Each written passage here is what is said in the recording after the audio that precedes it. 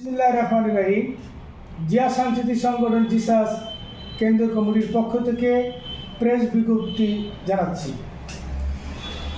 শহীদ president Zia রহমানের নামের সংগঠন জিসাস 1992 সালে 27 সেপ্টেম্বর আমাদের প্রতিষ্ঠাতা চেয়ারম্যান মরহুম জনাব আবুল হাশেম রানা প্রতিষ্ঠা করেন। আমরা তার সহযোগী।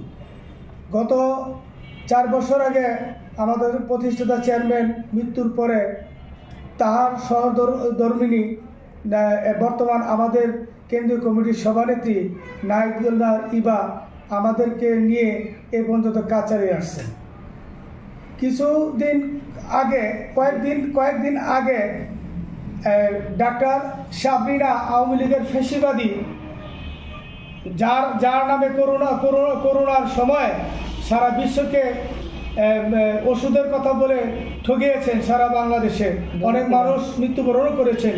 এই ডাক্তার সাবরিনা আওয়ামী লীগ ফ্যাসিবাদের সাথে জড়িত থাকার কারণে আমাদের রোকেয়া সুলতানা কেয়া, অভিনেত্রী রোকেয়া সুলতানা কেয়া ও হেলাল উদ্দিন হেলাল গত কয়েকদিন আগে তাহাকে জিসাস কেন্দ্রীয় কমিটির যুগ্ম সাধারণ সম্পাদক নিয়োগ দিয়েছেন।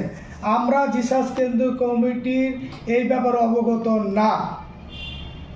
এখন আমাদের সভানেত্রী নাহিদুল্লাহ আপনাদের মাঝে প্রতিবাদ বিবৃতি তুলে ধরবেন। বিসমিল্লাহির রহমানির রহিম।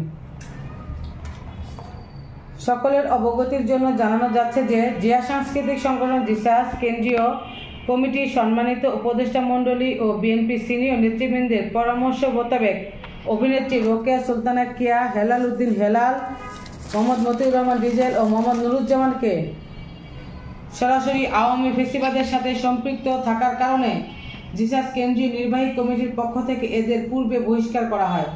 এরপরেও জাতীয়তাবাদী দল বিএনপির ভারপ্রাপ্ত চেয়ারম্যান জনাব তারেক রহমানের বক্তব্য আওয়ামী লীগকে পুনর্বাসন না করা উপেক্ষা করে জিসাসের ব্যানারে এদের আওয়ামী সহপাঠীদেরকে নিয়ে বিএনপি ও জিসাসের সম্মান ক্ষুণ্ণ করার জন্য তারা বিভিন্ন কার্যক্রম পরিচালনা করে যাচ্ছে। ডক্টর সাবরিনাকে জিসাসের যুগ্ম সাধারণ সম্পাদক পদ দেওয়ার জন্য আমরা জিসাসের কেন্দ্রীয় কমিটির পক্ষ থেকে প্রতিবাদ বিবৃতি জানাচ্ছি। জিয়া সাংস্কৃতিক সংগঠন জিসাস কেন্দ্রীয় কমিটির পক্ষ থেকে এক প্রতিবাদ বিবৃতিতে জানানো যাচ্ছে যে আওয়ামী লীগের দোসর ডাক্তার সাবরিনাকে জিসাসের যুগ্ম সাধারণ সম্পাদক করার বিষয়ে সভাপতি নাহিদুল্লাহ ইভা ও সাধারণ সম্পাদক মোহাম্মদ জাহাঙ্গীর আলম সহ এ বিষয়ে জিসাস কেন্দ্রীয় কমিটি অবগত নয় এবং তাহাকে কোনো পদ পদবি দেওয়া হয়নি।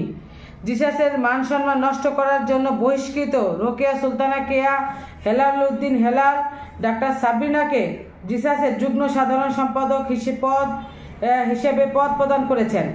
এ ব্যাপারে বিএনপির দফতরে অভিযোগ প্রদান করা হয়েছে এবং বিএনপির দপ্তর থেকে জিসাসের সভাপতি নাহিদুল্লাহ ইভাকে জিসাসের কার্যক্রম পরিচালনা করার জন্য নির্দেশ প্রদান করেছেন বিএনপির সিনিয়র যুগ্ম মহাসচিব অ্যাডভোকেট রুহুল কবির রিজভী আহমেদ। এমত অবস্থায় বিএনপির high command, print media, press media সহ সকলকে স্পষ্টভাবে জানানো যাচ্ছে যে ডাক্তার সাবরিনাকে নিয়োগের ব্যাপারে সভাপতি নাহিদুল্লাহ ইভা ও সাধারণ সম্পাদক মোহাম্মদ জাহাঙ্গীর আলমের কোনো সম্পর্ক নেই। জিসাসের পক্ষ থেকে আমরা তীব্র নিন্দা ও প্রতিবাদ জানাচ্ছি।